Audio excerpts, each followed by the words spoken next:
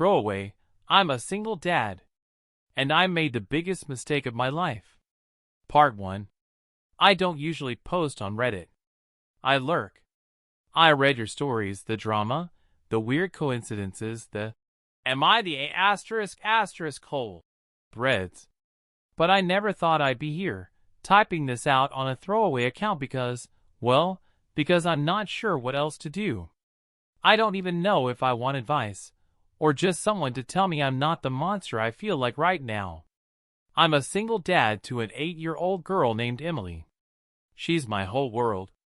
People always say that, but in my case, it's literal. My ex-wife left when Emily was 3.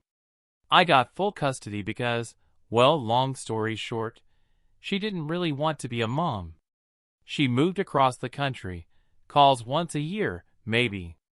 I don't badmouth her to Emily, but the truth is, it's been just me for the past 5 years. And I was doing okay. Not perfect, God, not perfect, but okay. We had our routines. Cereal together in the morning while she watches cartoons, bedtime stories. I do voices.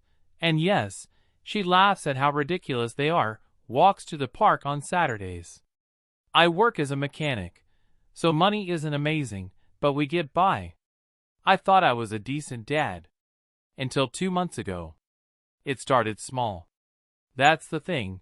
Big mistakes almost never start big. They sneak in. They feel like nothing at first.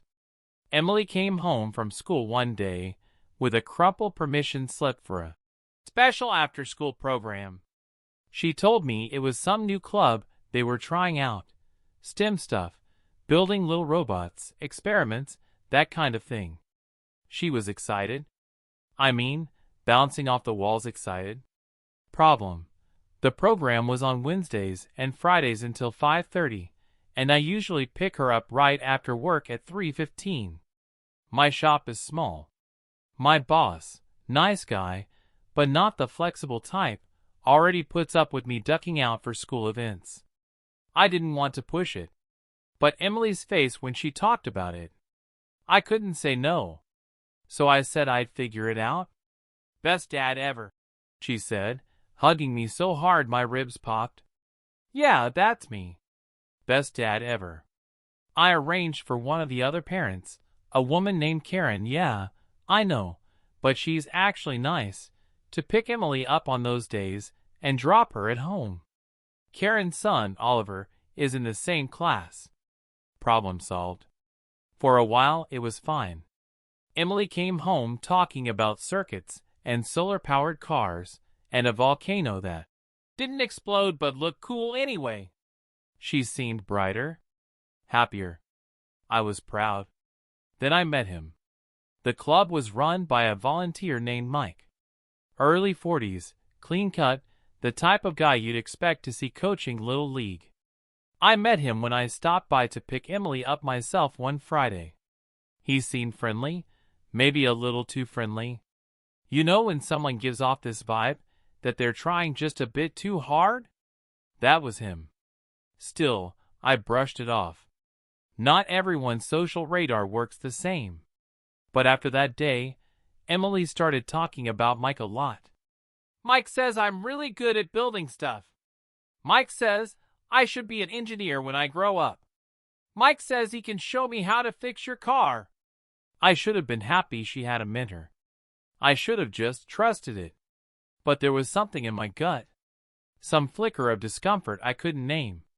And then, one Wednesday, I was late getting home from work. Karen texted she dropped Emily off, so I figured she was inside. When I walked in, though, the house was quiet. TV off.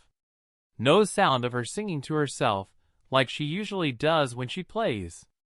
I found her in the kitchen, sitting at the table with Mike. He smiled when he saw me, casual as anything. Hey, man! Emily said it was okay if I came by to show her this project. I remember freezing for half a second. I didn't remember giving him a key, he didn't have one, or inviting him over. But Emily looked so proud, showing me this little motor thing they built out of batteries and wires, that I didn't want to cause a scene. We talked for maybe 10 minutes. I walked him out. He was polite. But as soon as the door shut, my stomach was in knots. "Did you invite him over, Em?" "Yeah. He said he could help me finish the project." "We didn't do anything bad, Daddy."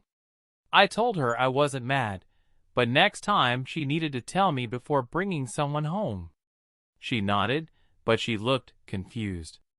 Like she didn't get why I'd even care. That night, I couldn't sleep. It's hard to explain why I didn't act then.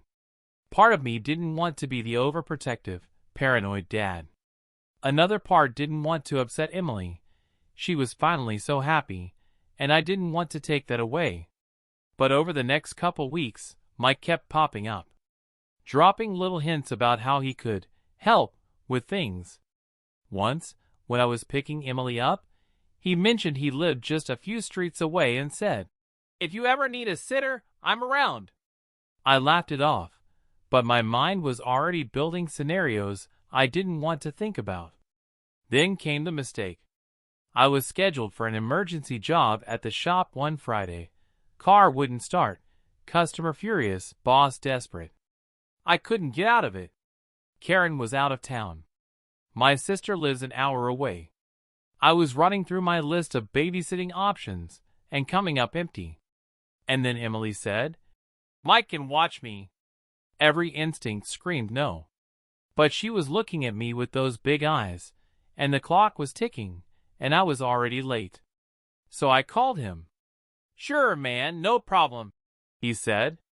"I'll take good care of her." I told myself it was just for a couple hours. I told myself I was being ridiculous. I told myself he worked with kids all the time, and the school wouldn't have him around if he wasn't safe. When I got home that night, Emily was sitting on the couch, drawing. Mike was in the kitchen, washing dishes. "All good?" I asked. "Great," he said, smiling. "She's a wonderful kid." He left. Everything seemed fine. But the next morning, Emily said something that made my blood run cold. She said, "Daddy, don't tell anyone about the secret game Mike showed me. Part 2 will be up soon.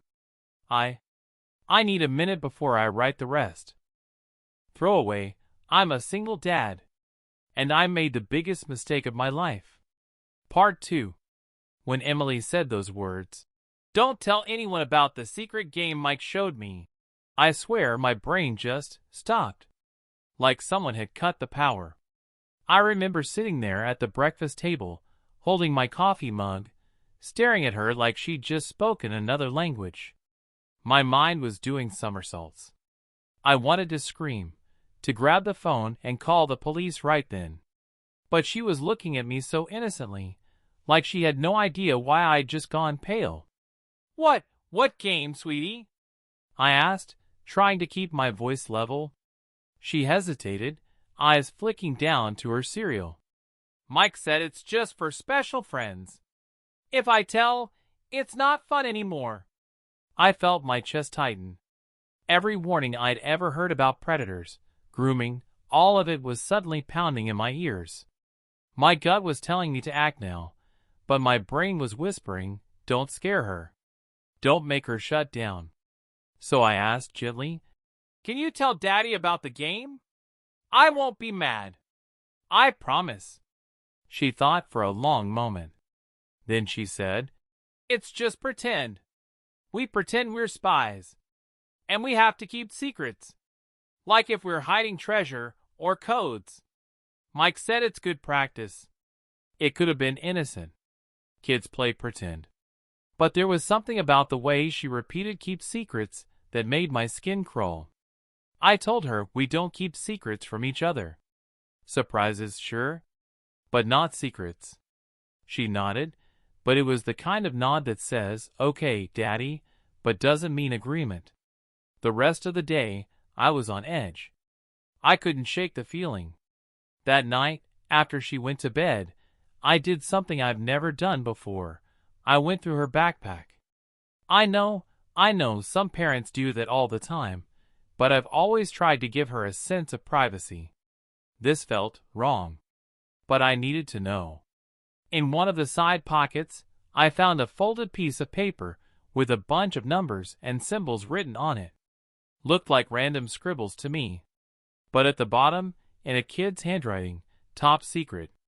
The next day, I called the school under the pretense of asking about the after-school program. The woman who answered said Mike was a community volunteer who'd been helping out for about 6 months. No background check required since he wasn't staff, just a helper. That made my stomach drop. That afternoon, I told Emily I'd be picking her up from the program myself. When I arrived, Mike was there, crouched next to her, helping her glue something to a cardboard tower.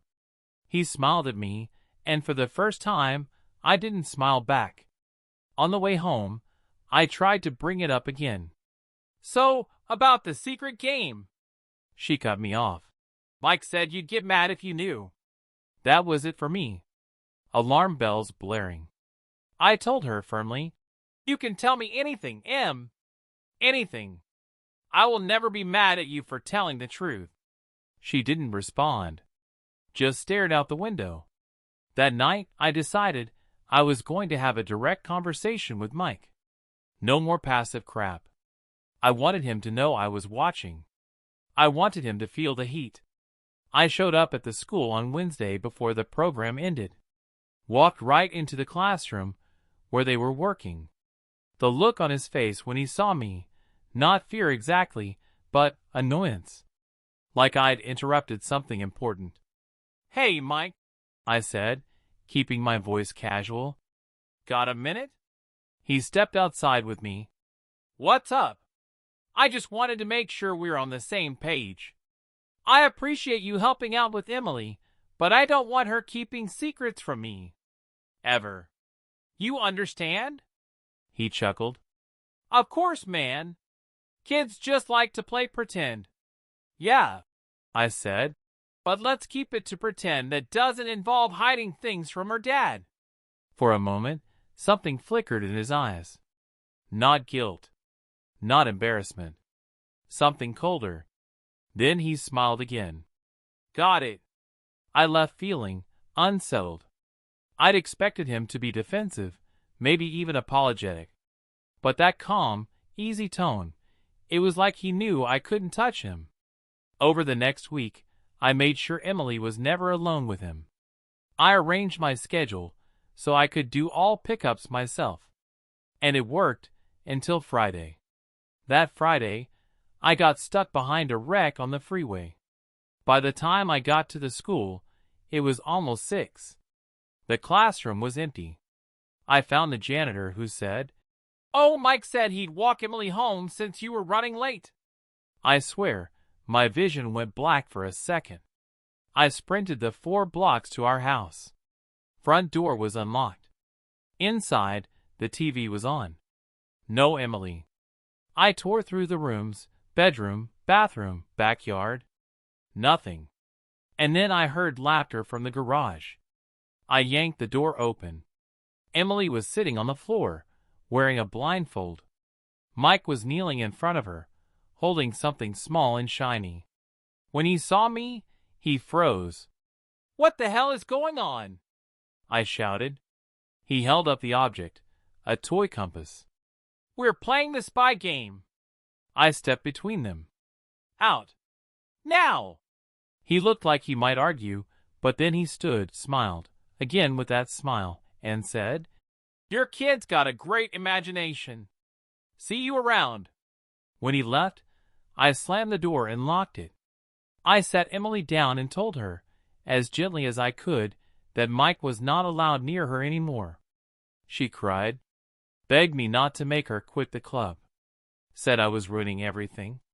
I told her I didn't care. That was the end of it. Except it wasn't.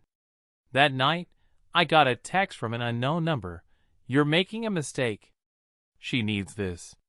I didn't reply, but my hands were shaking. The next morning, there was an envelope on our front porch. Inside was a photo of Emily at the park, taken from a distance. No note. Just the photo. Part 3 will be the last one. And it's the hardest part for me to write. Throwaway, I'm a single dad. And I made the biggest mistake of my life. Part 3. I stared at that photo for a long time. My first thought was, when was this taken? My second, how the hell did it get here without me noticing? Emily was in the shot, swinging on the park swing, her hair flying out behind her. She looked happy, carefree, completely unaware that someone was watching her closely enough to get a perfectly framed shot. I checked the porch camera. Nothing. Which made no sense. I always keep it on. I scrolled through the feed and my stomach dropped. The footage between 1:15 a.m. and 4:30 a.m. was just gone. Like it had been erased. I didn't sleep that night. Every creak in the house made me tense. I sat in the living room with the porch light on, waiting, listening. Around 2 a.m., I thought I saw movement across the street, a shadow slipping behind the neighbor's hedge, but when I went to check, nothing. In the morning, I told Emily she wasn't going to the after-school program anymore. She argued, cried, stomped her feet. I didn't budge. I told her it wasn't safe. She asked why, and I said, because some people aren't who they pretend to be. She didn't talk to me the whole way to school. After drop-off, I went straight to the police. I showed them the photo, told them about Mike, about the secret game, the erased camera footage. The officer I spoke to took notes, nodded, and said they'd look into it. I asked about a restraining order.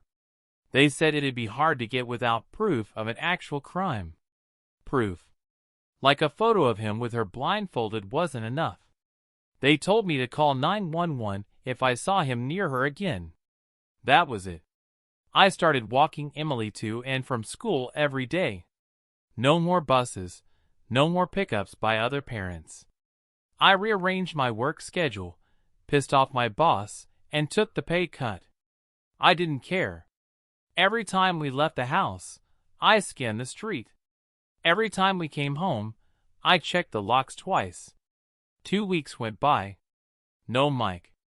No strange envelopes. I started to think maybe I'd scared him off. Then, one Tuesday, Emily didn't come out when the final bell rang.